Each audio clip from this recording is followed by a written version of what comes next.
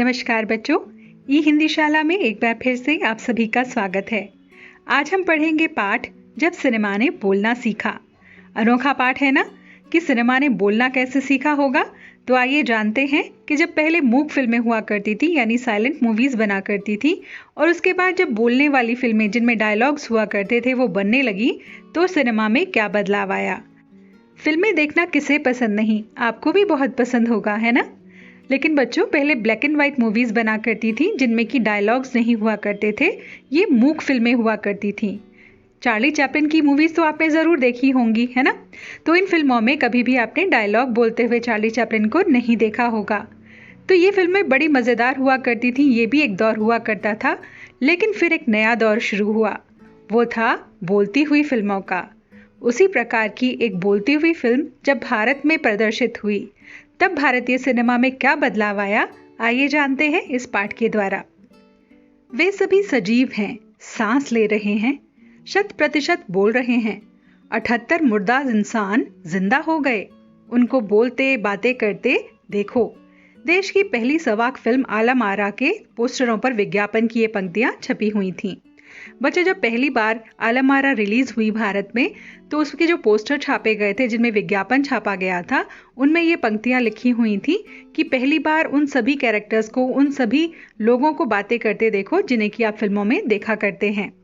यहाँ मुर्दा इंसान इसलिए कहा गया क्योंकि पहले वो बोलते नहीं थे, जिंदा इसलिए क्योंकि हम उनके संवाद अब सुन पा रहे थे। 14 मार्च सन 1931 की ऐतिहासिक तारीख भारतीय सिनेमा में पहला बड़ा बदलाव का दिन था। इसी दिन पहली बार भारत के सिनेमा ने बोलना सीखा था। हालांकि यह दौर ऐसा था जब मूक सिनेमा लोकप्रियता के शिखर पर था। जैसा कि अभी हमने जाना कि पहले जो ब्लैक एंड व्हाइट फिल्में हुआ करती थी वो बोलती नहीं थी, मूक हुआ करती थी, साइलेंट मूवीज थी, लेकिन वो भी बहुत ज्यादा पसंद की जाती थी और चार्ली चैपलिन जो है वो उसका बहुत बड़ा उदाहरण है। तो भारत में पहली बोलती फिल्म जिस साल प्रदर्शित हुई उसी साल कई मूक फिल्में भी विभिन्न भाषाओं में बनी। अब भाषाओं की बात यहाँ कही जा रही है। आप लोग कहेंगे कि मैम डायलॉग्स तो होते ही नहीं थे। तो बेटे, जो संवाद थे वो लिखित रूप में, यानी कि जैसे कि आप अभी सबटाइटल्स देखते हैं उस तरह से नीचे लिखे हुए आते थे। तो कई भाषाओं में वो बनी, मगर बोलती फिल्मों का नया दौर अब शुरू हो चुका था। पहली बोलती फिल्म आलम आरा बनाने वाले फिल्मकार थे अर्देशिर एम ईरानी। बच्चों, इनका बहुत बड़ा योगदान है भारतीय सिनेमा में। अर्देशिर ने 1929 में हॉलीवुड की एक बोलती फिल्म शो बोर्ड देखी और उनके मन में बोलती फिल्म बनाने की इच्छा जागी। आप सभी जानते हैं कि हॉलीवुड जो है वो फिल्मों के लिए सबसे ज्यादा प्रसिद्ध है। जब उन्होंने वहां पर पहली बोलती फिल्म को देखा, जब उन्होंने देखा कि उसके नायक नायिका और अन्य पात्र बातें करते हुए दिखाई दे रहे हैं, तो उन्हें लगा कि भारत में भी ऐसी फिल्म अवश्य बननी चाहिए। पारसी रंगमंच के एक लोकप्रिय नाटक को आधार बनाकर उन्होंने पहली फिल्म की पटकथा बनाई। इस नाटक के कई गाने ज्यों की त्यों फिल्म में ले लिए गए। एक इंटरव्यू में अर्देशिर ने उस वक्त कहा था, हमारे पास कोई संवाद लेखक नहीं था, गीतकार नहीं था, संगीतकार नहीं था, क्योंकि आप सभी जानते हैं कि उस समय संवाद नहीं होते थे तो संवाद लिखने वाला भी नहीं था, गीत गाए नहीं जाते थे इसलिए गीतकार भी नहीं था और संगीत भी नहीं होता था, क्योंकि सिर्फ एक बैकग्राउंड म्यूजिक बजता था जिसके आधार पर पूरी फिल्म खत्म हो जाती थी। तो इसलिए उनके पास इनमें से कोई भी नहीं था। तो उन्होंने किसको अपनी पटकथा का आधार बनाया? उन्होंने पारसी रंगमंच के नाटक को अपनी पटकथा, यानी कि स्क्रिप्ट जो थी उनकी वो पारसी रंगमंच के नाटक की थी। इस सब की शुरुआत होनी थी। अर्देशिर ने फिल्म के गानों के लिए स्वयं ही धुन चुनी। फिल्म के संगीत में महज 3 वाद्य थे, तबला, हारमोनियम और वायलिन। और आलम आरा में संगीतकार या गीतकार का स्वतंत्र रूप से किसी का भी नाम नहीं लिखा गया, क्योंकि उन्होंने कहीं अलग अलग जगहों से संगीत लिया था, गीत उठाए थे, तो उन्होंने किसी का स्वतंत्र रूप से नाम नहीं दिया। आप यहाँ देख सकते हैं, ये आलम आरा फिल्म के ही चित्र हैं। इस फिल्म में पहले पार्श्व गायक बने यानी प्लेबैक सिंगर बने WM खान। पहला गाना था दे दे खुदा के नाम पे प्यारे, अगर देने की ताकत है। ये चित्र उसी का है। आलम आरा का संगीत उस समय डिस्क फॉर्म में रिकॉर्ड नहीं किया जा सका था। फिल्म की शूटिंग शुरू हुई तो साउंड के कारण ही इसकी शूटिंग रात में करनी पड़ती थी, क्योंकि दिन में बहुत शोर होता है, पशु पक्षियों की आवाजें भी आती हैं, गाड़ियों का शोर होता है, इसलिए ये शूटिंग रात को ही करनी पड़ती थी, क्योंकि पहले इस तरह की कोई सुविधाएं नहीं थी। इस तरह की मशीन्स या इक्विपमेंट्स नहीं हुआ करते थे कि हमें बाकी की जो साउंड्स होती हैं, आवाज़ें होती हैं, वो सुनाई न दें। मूक युग की अधिकतर फिल्मों को दिन के प्रकाश में शूट किया जाता था, क्योंकि प्रकाश की व्यवस्था नहीं थी, लाइट्स की इतनी ज़्यादा प्रबंध नहीं था। मगर आलम आरा की शूटिंग रात में होने के कारण इसके लिए कृत्रिम प्रकाश की व्यवस्था करनी पड़ी, यानी आर्टिफिशियल लाइट्स की ज़रूरत पड़ी। वहीं से प्रकाश प्रणाली बनी जो आगे फिल्म निर्माण का ज़रूरी हिस्सा बन गई। अभी आप जो देखते हैं चमचमाती हुए जो फिल्मों के दृश्य दिखाई देते हैं, इसकी शुरुआत आलम आरा से ही हुई थी। आलम आरा ने भविष्य के कई स्टार और तकनीशियन दिए ही साथ अर्देशिर की कंपनी तक ने भारतीय सिनेमा के लिए 150 से अधिक मूक और लगभग 100 सवाक फिल्में बनाई। सोचिए कि वो कितने बड़े उस समय निर्देशक रहे होंगे कि उन्होंने इतनी सारी फिल्में बनाई थीं। Alam Ara film Arabian nights जैसी फैंटेसी थी। आपको पता होगा कि अरेबियन नाइट्स जो फिल्म है वो एक फैंटेसी मूवी है, तो उसी तरह की ये फैंटेसी फिल्म थी। फिल्म ने हिंदी और उर्दू के मेल वाली हिंदुस्तानी भाषा को लोकप्रिय बनाया। यहाँ पर दोनों भाषाओं का मेलजोल करके संवाद लिखे जाते थे। इसमें गीत, संगीत और नृत्य के अनोखे संयोजन थे। पहली बार लोग इस प्रकार का कोई भी जो दृश्य है वो देख रहे थे, जहाँ पर गीत भी सुनाई दे रहे थे, नृत्य दिखाई दे रहे थे और साथ साथ में संगीत भी बज रहा था। फिल्म की नायिका जुबैदा थी, नायक थे विट्ठल। वे इस दौर के सुप्रसिद्ध और सबसे अधिक पारिश्रमिक पाने वाले स्टार्स थे। आप यहाँ जुबैदा का चित्र देख पा रहे होंगे। उनके चयन को लेकर भी एक किस्सा बहुत ही चर्चित है। विट्ठल को उर्दू बोलने में मुश्किलें आती थीं, क्योंकि वो महाराष्ट्रियन थे, तो उर्दू उनकी जुबान नहीं थी, इसलिए उन्हें थोड़ी परेशानी आती थी। पहले उनका बतौर नायक चयन किया गया, मगर इसी कमी के कारण उन्हें हटाकर उनकी जगह महबूब को नायक बना दिया गया था। क्योंकि वो डायलॉग्स नहीं बोल पा रहे थे, संवाद बोलने में उन्हें परेशानी आती थी, तो उन्हें हटाकर उनकी जगह महबूब को नायक ले लिया गया। विट्ठल नाराज हो गए और अपना हक पाने के लिए उन्होंने मुकदमा कर दिया। इस दौर में उनका मुकदमा मोहम्मद अली जिन्ना ने लड़ा, जो तब के एक मशहूर वकील हुआ करते थे। विट्ठल मुकदमा तो जीते और भारत की पहली फिल्म बोलती हुई फिल्म के नायक भी बन गए।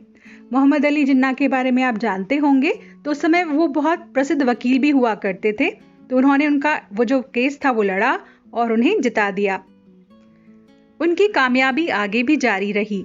मराठी और हिंदी फिल्मों में वे लंबे समय तक नायक और स्टंटमैन के रूप में सक्रिय रहे। इसके अलावा आलम आरा में सोहराब मोदी, पृथ्वीराज कपूर, याकूब और जगदीश सेठी जैसे अभिनेता भी मौजूद रहे, जो आगे चलकर फिल्मोद्योग के प्रमुख स्तंभ बने। बच्चों, इन सभी के बारे में जो आपको बताया गया है, ये सभी कलाकार भारतीय फिल्म इंडस्ट्री के बहुत प्रसिद्ध कलाकार रहे हैं। आप पृथ्वीराज कपूर के बारे में तो जानते ही होंगे कि वो राज कपूर और ऋषि कपूर और रणबीर कपूर के दादा परदादा के रूप में रहे हैं। तो ये जो सभी लोग थे, ये सभी बहुत प्रसिद्ध हुए इस फिल्म से आगे जाकर। यह फिल्म 14 मार्च 1931 को मुंबई के मैजेस्टिक सिनेमा में प्रदर्शित हुई थी। फिल्म 8 सप्ताह तक हाउसफुल चली और भीड़ इतनी उमड़ती थी कि पुलिस के लिए नियंत्रण करना मुश्किल हो जाता था। आप सभी जानते हैं कि जब पहली बार फिल्म रिलीज होती है तो लोगों का हुजूम उमड़ पड़ता है।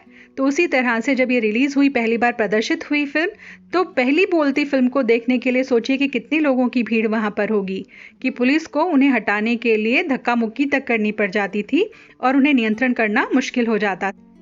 समीक्षकों ने इसे भड़कीली फैंटेसी फिल्म करार दिया था, मगर दर्शकों के लिए ये फिल्म एक अनोखा अनुभव थी।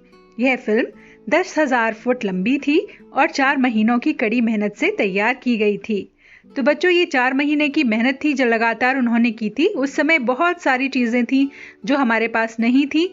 नए नए जो आजकल इक्विपमेंट्स प्रयोग में लाए जाते हैं वो सब नहीं हुआ करते थे। तो 10,000 फीट लंबी फिल्म थी जिसे दर्शकों ने बहुत पसंद किया था। सवाक फिल्मों के लिए पौराणिक कथाओं, पारसी रंगमंच के नाटकों, अरबी प्रेम कथाओं को विषय के रूप में चुना जाता था। इसके अलावा कई सामाजिक विषयों वाली फिल्मों को भी चुना गया। ऐसी ही एक फिल्म थी खुदा की शान। इसमें किरदार महात्मा गांधी जैसा दिखता था। इसके कारण सवाक सिनेमा को ब्रिटिश प्रशंसकों की तीखी नजर का सामना करना पड़ा, क्योंकि उस समय अंग्रेजों का राज्य था। तो कोई भी चीज जो हम उनके शासन के खिलाफ करते थे तो वो उन्हें स्वीकार नहीं होती थी, उसे बंद कर दिया जाता था।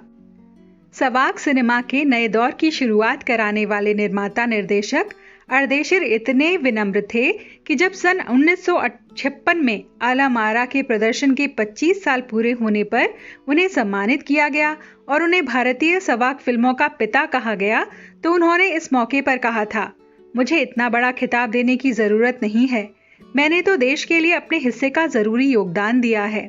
क्योंकि बच्चों, जो महान लोग होते हैं वो कभी भी अपनी प्रशंसा इस प्रकार से सुनकर खुश नहीं होते, वो विनम्र हो जाते हैं और वो कहते हैं कि उन्होंने तो केवल एक छोटा सा योगदान ही दिया है। तो इसी प्रकार उन्होंने भी उत्तर दिया था। जब पहली बार सिनेमा ने बोलना सीख लिया, सिनेमा में काम करने के लिए पढ़े लिखे अभिनेता और अभिनेत्रियों की जरूरत भी शुरू हो गई, क्योंकि अब संवाद भी बोलने थे, सिर्फ अभिनय से काम नहीं चलने वाला था। यानी अगर आप पढ़े लिखे नहीं होंगे तो अपने संवाद कैसे पढ़ेंगे और याद करेंगे, तो आपके लिए पढ़ा लिखा होना भी जरूरी हो गया था। मूक फिल्मों के दौर में तो पहलवान जैसे शरीर वाले स्टंट करने वाले और उछल कूद करने वाले अभिनेताओं से ही काम चल जाता था, क्योंकि वहां पर बोलना नहीं होता था। लेकिन अब यहाँ पर यह कौशल भी चाहिए होता था कि आपको ढंग से डायलॉग डिलीवर करने आते हों। अब उन्हें संवाद बोलना पड़ता था और गायन की प्रतिभा की कद्र भी होने लगी थी, क्योंकि हीरो और हीरोइंस को गाने भी गाने पड़ते थे, इसलिए आपको गाना भी आना चाहिए था।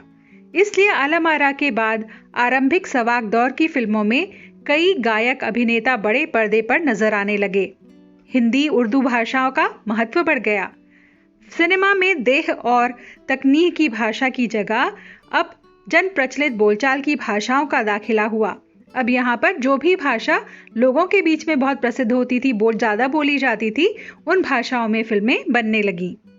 सिनेमा ज्यादा देसी हो गया था, एक तरह की नई आजादी थी, जिससे आगे चलकर हमारे दैनिक और सार्वजनिक जीवन का प्रतिबिंब फिल्मों में बेहतर होकर उभरने लगा। बच्चों, इसका मतलब है कि जो सिनेमा था उसमें समाज में फैली हुई बुराइयों को और लोगों की आम जिंदगी को दिखाया जाने लगा था। अभिनेताओं और अभिनेत्रियों की लोकप्रियता का असर उस दौर के दर्शकों पर भी खूब पड़ा था। माधुरी नाम की एक फिल्म में नायिका सुलोचना की हेयर स्टाइल उस दौर में औरतों में बहुत लोकप्रिय हुई थी। आप यहाँ देख सकते हैं, ये सुलोचना का चित्र है।